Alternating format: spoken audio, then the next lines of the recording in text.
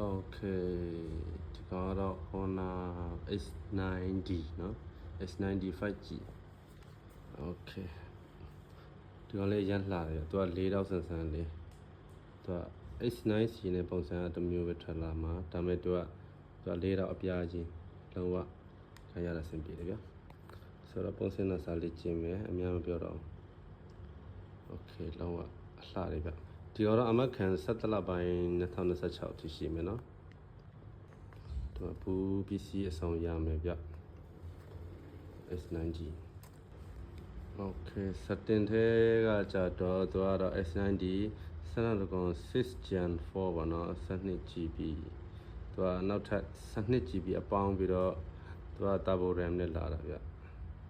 လုံးဝ Okay လုံးဝရှယ် battery ဆိုရင်8300ဟာ 512GB ကဲယူမယ်ဆိုရင်ကျွန်တော်ဆက်သွယ်ပေးပါဒီကောင်လေးရှိမယ်ဗျ